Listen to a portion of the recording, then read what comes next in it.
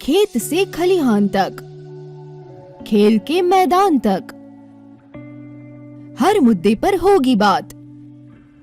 देश और दुनिया की बड़ी खबरों के लिए बने रहिए वॉइस ऑफ अमेठी के साथ। नमस्कार, आप देख रहे हैं वॉइस ऑफ अमेठी। तो चलिए रुक करते हैं आज की प्रमुख और बड़ी खबर पर। यूपी की सीट पर कभी कांग्रेस का था वर्चस्व, अब भाजपा ने जमाया ऐसा सिक्का जिसे हटा पाना मुश्किल। गुरु गोरक्ष की नगरी गोरखपुर, जो आज भाजपा का गढ़ मानी जाती है, कभी यहाँ कांग्रेस का वर्चस्व था।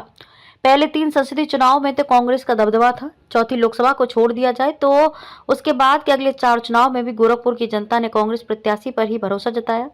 भाजपा के पाले में पूरी तरह ये सीट तब आई जब गोरक्ष पीठाधीश्वर पार्टी के टिकट पर चुनाव लड़ने आए। गोरखपुर संसदीय सीट पर भाजपा की पैठ की बात करें तो हमें 1991 के चुनावी परिदृश्य के फ्लैशबैक में जाना पड़ेगा। एक तरफ मंडल कमीशन को लेकर विरोध की प्रचंड बयार बह रही, तो दूसरी ओर अयोध्या में राम मंदिर निर्माण को लेकर आंदोलन चरम पर था। मंदिर निर्माण की अगुवाई तत्कालीन गोरक्ष पीठाधीश्वर महंत अवैधनाथ कर रहे हैं, जो 1989 में हिंदू महासभा से गोरखपुर के सांसद भी चुने गए थे।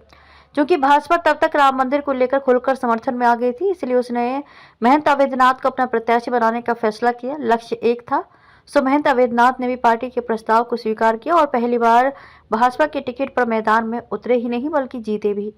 उस चुनाव के बाद से पीठ के सहारे गोरखपुर संसदीय सीट पर भाजपा का जो कब्जा हुआ 2018 के उपचुनाव में सपा प्रत्याशी प्रवीण निषाद के जीतने तक जारी रहा। अगर 1991 की जीत की परिस्थितियों की तह में जाए तो इन दिनों महंत अवैधनाथ राम जन्मभूमि मुक्ति यज्ञ समिति के अध्यक्ष थे। साथ ही राजनीति से 9 साल के संन्यास के बाद आंदोलन की अगुवाई के क्रम में ही संतों के आग्रह पर सक्रिय राजनीति में वापस लौटे थे। इससे पहले संन्यास के दौरान सामाजिक समरसता के लिए देश भर की दौड़ लगाकर उन्होंने हर वर्ग के दिल में अपनी गहरी पैठ बना ली थी।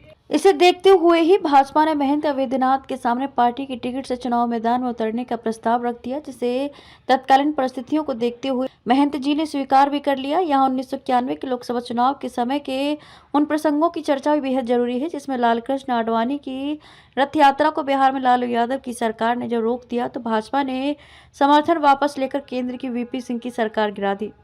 64 सांसदों के साथ कांग्रेस का समर्थन लेकर चंद्रशेखर ने सरकार बनाई, लेकिन महज 4 महीने में जब कांग्रेस ने अपना हाथ खींच लिया तो वह भी गिर गई।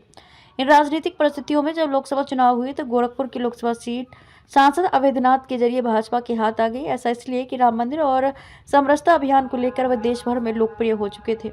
उन्होंने उस चुनाव में जनता दल के प्रत्याशी शारदा प्रसाद रावत को 91,000 मतों से हराया था। ये वे चुनाव था जब भाजपा पहली बार 120 सीटों के साथ लोकसभा में मुख्य विपक्षी पार्टी के रूप में उभर कर सामने आई थी। उसके बाद तो गोरक्ष पीठ के सहारे गोरखपुर संसदीय सीट पर भाजपा का जो दबदबा बना वह तब तक कायम रहा जब तक मुख्यमंत्री बन जाने के चलते योगी आदित्यनाथ ने सांसद पद से इस्तीफा नहीं दे दिया। खबरों में अब तक के लिए बस इतना ही। फिर होगी आपसे मुलाकात ऐसी ही किसी बड़ी और खास खबर के साथ। तब तक के लिए नमस्कार और देखते रहिए वॉइस ऑफ अमेठी।